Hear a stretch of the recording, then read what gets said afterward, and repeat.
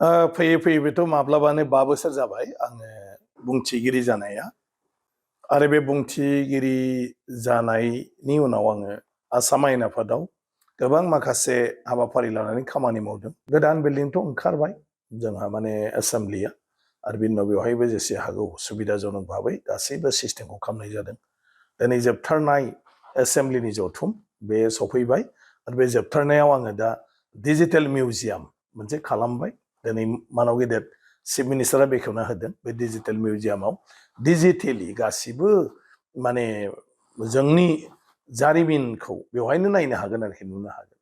माने 1950निफ्रायनो लानानै गासैबो जोंनि आसामनि जिथु इतिहास माने जोंनि जारिमिन बे जारिमिनखौ गोरलैयैनो बेवहाय माने नायनो हागोन। आसि थुबानो जागोन बे जिहेतु डिजिटेल एथ' लेखा नागिरनानै लाइब्रेरि फरायनो गोनां गैया।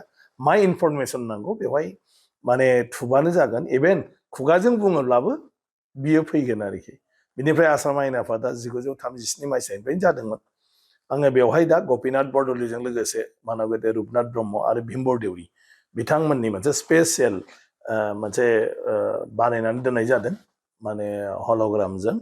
आरो बेवहाय रुपनाथ ब्रह्म बा भीमबर देउरि आरो गपिनाथ बरदलै बिथांमोनहा ब्रिटिशनि समावबो बे आयेन आफादाव मा बुङामोन मा मायामोन आरो बिनि बेसेन गोनां माखासे बिबुंथिफोरखौ बेवहाय बिथांमोननि माने माबाजोंनो डेमनस्ट्रेट खालामनाय जादों आरोखि बेवहाय। आरो बिथांमोननि न'खरनि मानसिफोरखौ जोङो भइसखौ मिलायहोनो नाजादों आरो रुपनाथ ब्रह्म बिथांनिखौबो दा जोङो बेबस्था लादों, जगाजग खालामगासिनो दं सोरनि न'खरनि माने गाराङा रुपनाथ ब्रह्मनि गारांजों मिलायो। आरो गतिके बिथांनि मुसुखाखौ बानायनानै माने बे मुसुखानि गेजेरजों बा हल'ग्राम बिथांनि फट'नि गेजेरजों बेखौ खालामनाय जागोन आरोखि। दा बिष्णु प्रसाद राभा माने जोङो भुपेन हाजरिका अलरेडि बिथांमोननिखौबो जों हल'ग्राम बेवहाय खालामबाय। बिनि अनगाबो गासैखौनो नायनो हागोन। आसामनि जोङो गोबांथार जायगाखौ भिउ हेलिकप्टारजों जेरैबायदि नुयो बेखौ खालामजोबनानै जोङो बेनिफ्रायनो बयबो नायनो हानाय नुनो हानाय खालामनो नागिरदों। अलरेडि जों ओरैनो सोलिथ'नो थाखाय खालामदों, नाथाय जोंहा मोनसे प्रजेक्ट दं जे क'क्राझारनिफ्राय लानानै जोंहा एकदम सदियासिम आरो आसामनि गुबुन गुबुन इम्परटेन्ट जायगाफोर बिटिसिनि सेक्रेटारियेटफोरखौबो बेवहायनो जनानै माने हेलिकप्टारजों बेरायनाय बायदि नायनो हागोन आरो मा क'क्राझारखौबो। ओमफ्राय गासै आसामनि हारि माहारिनि रायजो जानाय बेयावबो हेलिकप्टारजों थांनानै नुनाय बेवहायनो खालामनो नागिरदों जों गासिबखौबो सुट खालामनानै।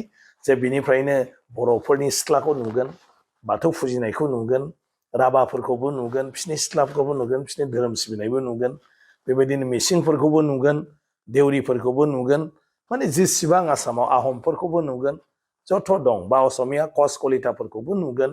बेबायदि मोनसे राहाखौ खालामदों जे जोंनि जायखिजाया भिजिटर्सआ बे डिजिटेल मिउजियामाव जोंनि बे जिथु हेलिकप्टारजों भिजिट खालामनानै जायगा नायनाय बेवहाय गाखोबानो आसामनि गासै हारि माहारिखौ न'खरसिम नुनो मोनगोन आरो बेखौ आङो दा खालामनाय जादों।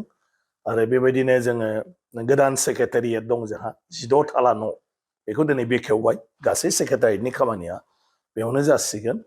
आरो बिनिफ्राय जोङो दा AI नि गेजेरजों आलिसा होननानै जोङो मोनसे एप दिनैनिफ्राय लन्च खालामबाय। जे दा बे AI नि गेजेरजों आरोखि माने गासिबो इनफरमेसनफोरखौनो लानो हायो। दा आसाम आयेन आफादनि गुदिनिफ्राय माब्ला सोर स्पिकारमोन, माब्ला सोर चिफ मिनिस्टारमोन, माब्ला सोर मन्थ्रिमोन, ओमफ्राय सोर माब्लानि समाव मा खामानि मावामोन, बे गासैखौ नुजोबगोन। गुबुन आसामनि बाथ्राफोरखौबो मोनथिजोबगोन आरोखि बे जिहेतु AI नालाय।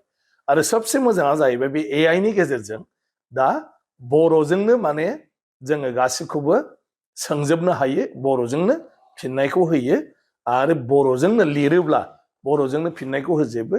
आरो इंराजि असमियाफोरनिफ्राय बर'आव थोंजों ट्रेन्सलेट ओंखारो आरो बे आं सानो बर' रावनि गेजेराव हयथ' आसाम आयेन आफादनि बे दा बानायनाय AI आं जेखौ खालामदों बेनो सबसे बेस्ट आरो टप आं बेखौ सानो आरोखि माने ट्रेन्सलेसनाव आरो जोबोद मोजां। आंनो गोमोयो AI नि बे ट्रेन्सलेसनखौ आरो बेखौ बयबो फैनानै आसाम आयेन आफादाव नायफैनो हायो। आरो आसाम आयेन आफादनि एपनि गेजेरजोंबो मानसिफ्रा बेखौ बाहायनो हागोन आरोखि उनाव दा बेखिनि खामानिखौ दिनै मावबोनाय जादों बेबायदिनो गोबांथार माखासे खामानि मावबाय